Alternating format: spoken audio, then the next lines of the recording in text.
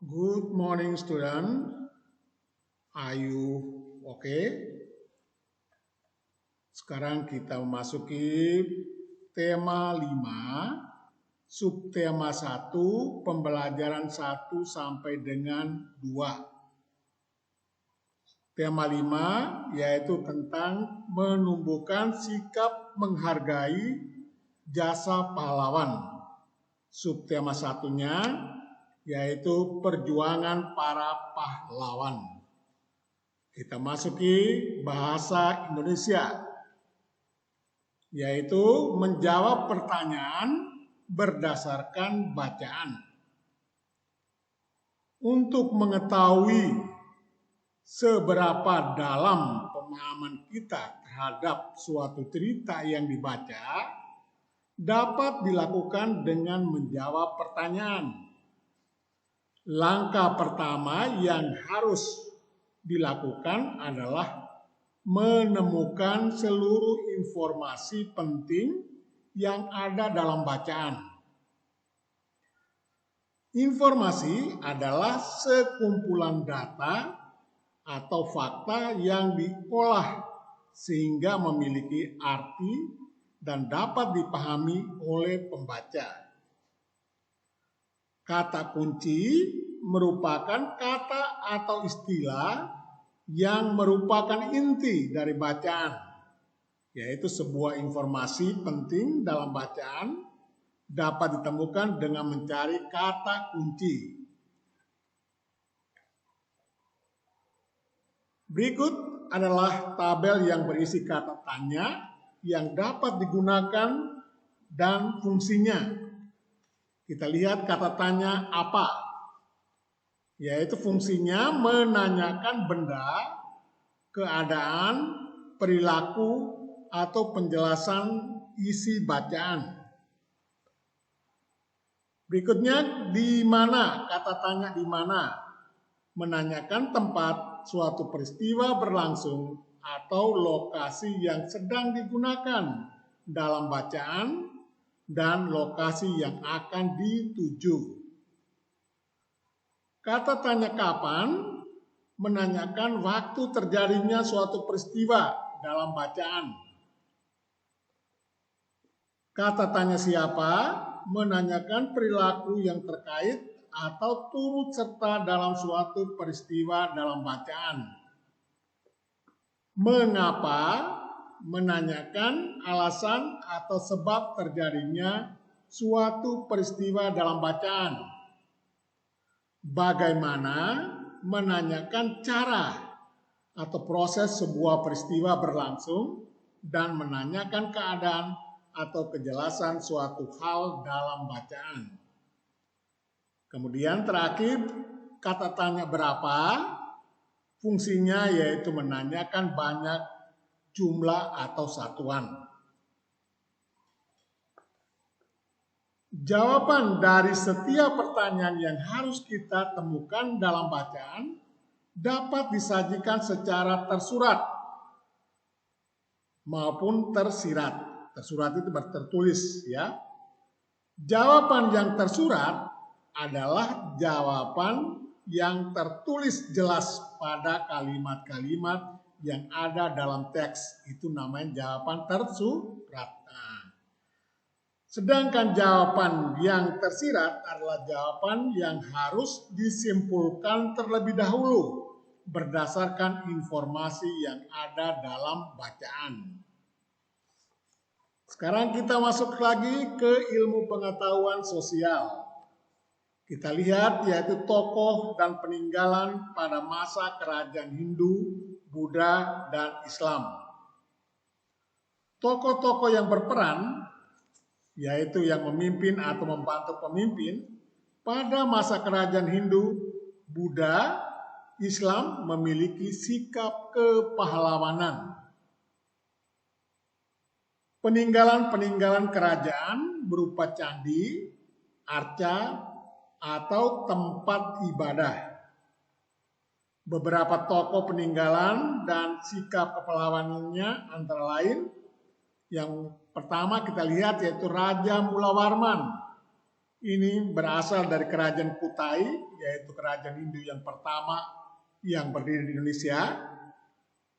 Kerajaan Kutai itu, di mana kerajaan Kutai berdiri di daerah Muara Kaman, di tepi Sungai Mahakam, yaitu Kalimantan Timur. Raja yang terkenal adalah Raja Mulawarman. Sumber sejarah utama kerajaan Kutai adalah prasasti yang disebut dengan istilah Yupa, yaitu berupa batu bertulis dan juga sebagai tugu peringatan dari upacara kurban. Yupa dibuat pada masa pemerintahan Raja Mulawarman.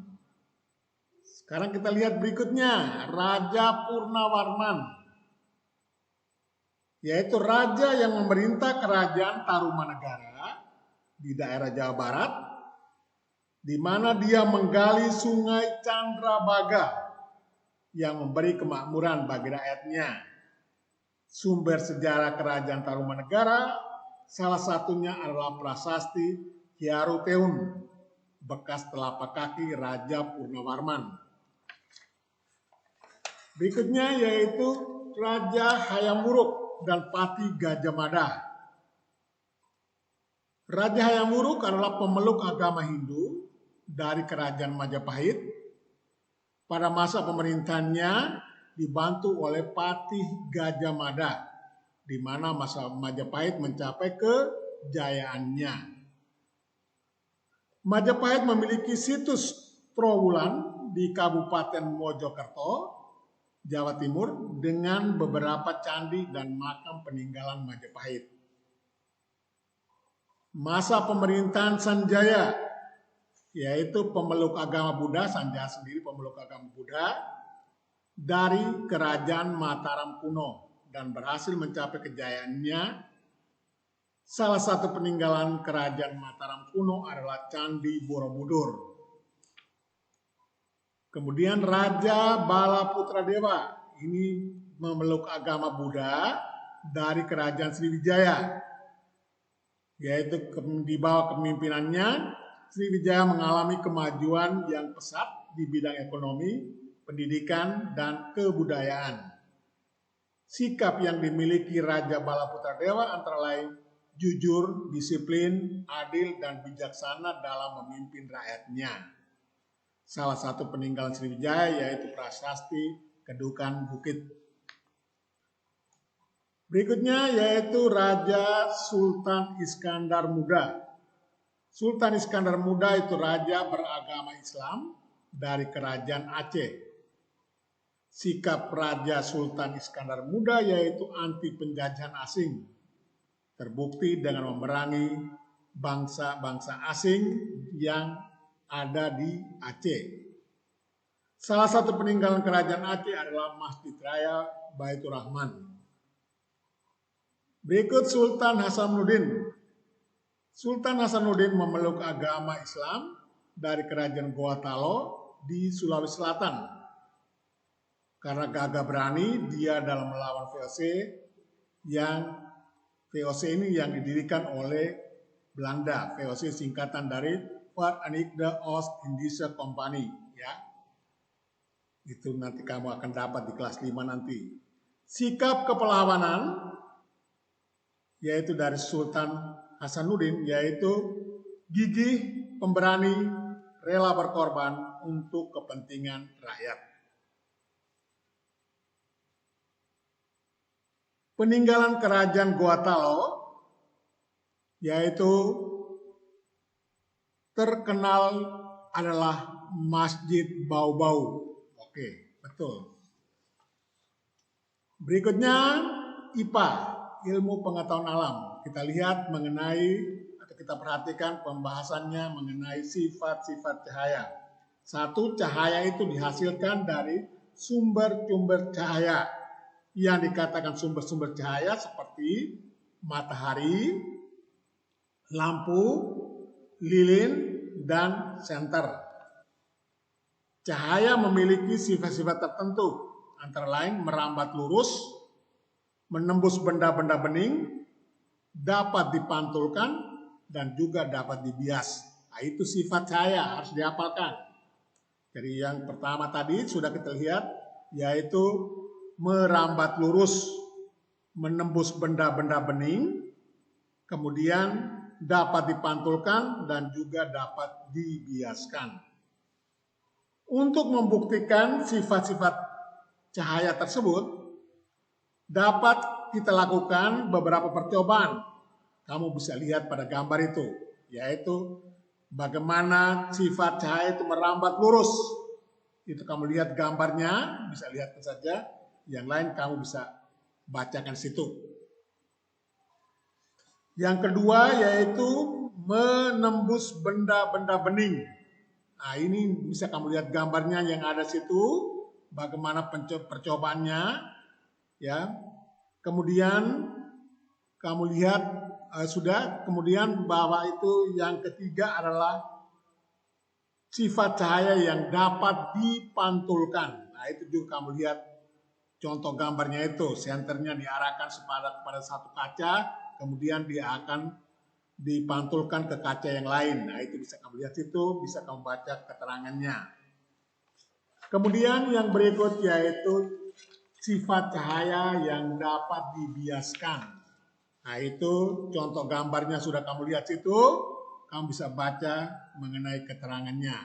Kelihatannya seperti pensil yang dimasukkan ke dalam gelas yang berisi air yang bening, lalu kelihatan seperti seakan-akan patah. Nah, itu berarti dia dibiaskan. Kemudian kita lihat berikut adalah tata tertib melakukan percobaan. Nah, itu yang pertama kita lihat aktif membaca langkah kegiatan dengan seksama, melakukan percobaan dengan sungguh-sungguh, tunjuk tangan apabila bertanya, memperlakukan perlengkapan percobaan dengan hati-hati, merapikan perlengkapan setelah kegiatan selesai. Nah, itu adalah tata tertib melakukan percobaan.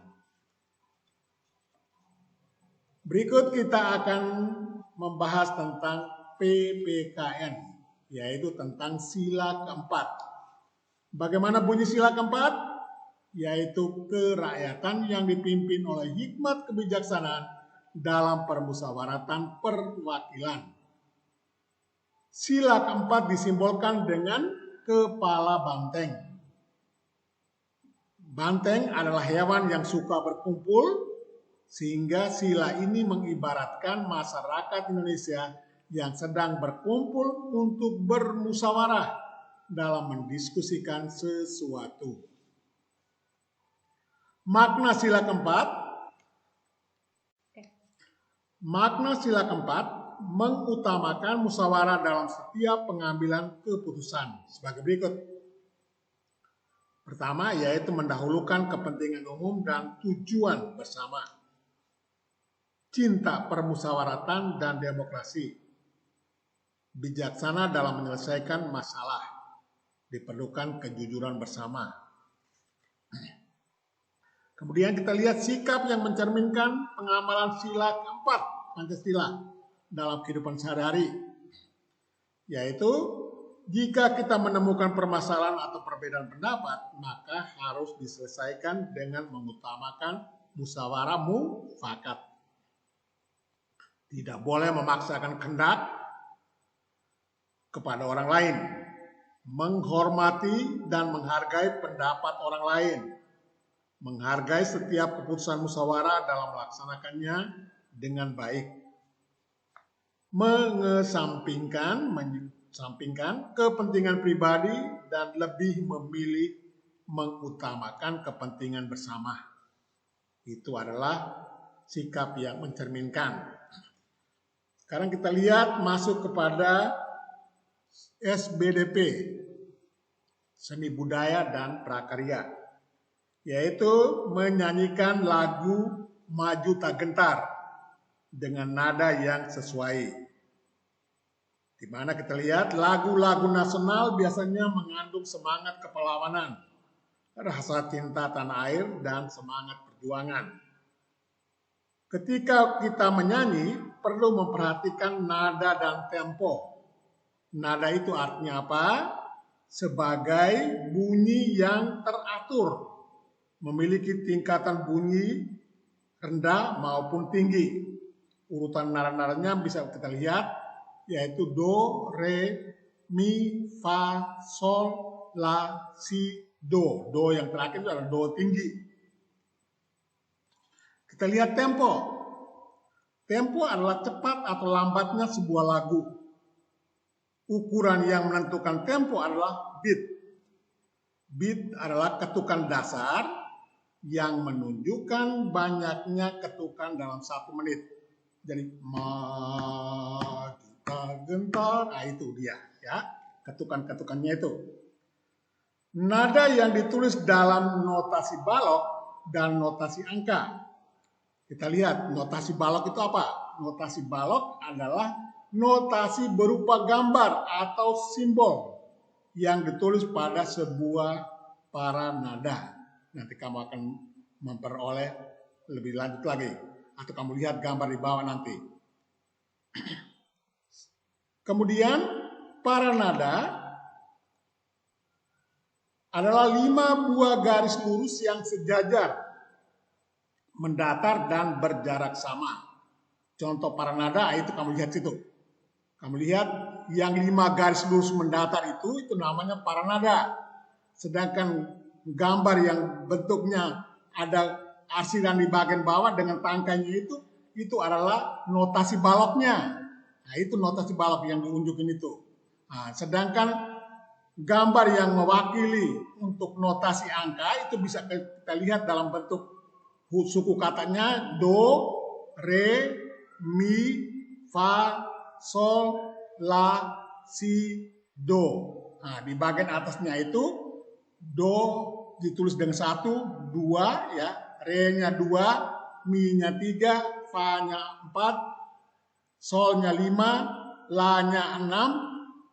Yang ketujuhnya adalah si, sedangkan untuk 8 itu sebenarnya ditulis dengan do, ya, tapi pakai titik di atas, ya. Nah, ini sudah diperbaiki seperti itu, ya. Buatkan seperti itu. Adalah not, maksudnya nada yang ke-8 itu adalah do tinggi. Nah, sedangkan tanda ini saya jelaskan sedikit, tanda untuk yang melingkar begini, nah itu adalah kunci. Namanya kunci. Ini kuncinya kunci C. Nah, itu nanti akan kamu pelajari lebih lanjut. Berikutnya kita lihat urutan tinggi rendah nada untuk notasi angka. Semakin ke kanan nadanya akan semakin tinggi, ya, makin kanan makin tinggi.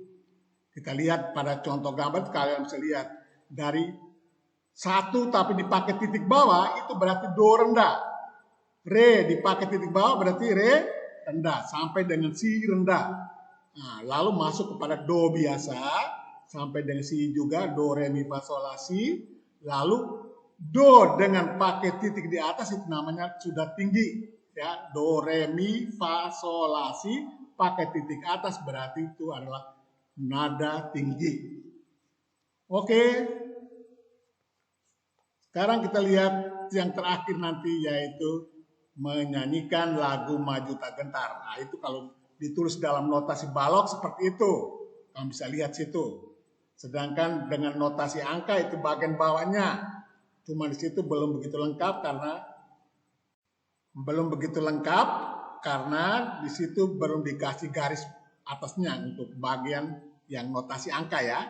Tapi bisa kalian pelajari bernyanyi dengan menggunakan teks yang ada itu. Itu kamu nyanyikan sendiri, ya, yaitu dengan memperhatikan tinggi rendahnya nada. Oke, anak-anakku sekalian, kita dapat bertemu lagi dalam pembelajaran berikutnya. Bapak hanya menyampaikan, yaitu goodbye and see you tomorrow.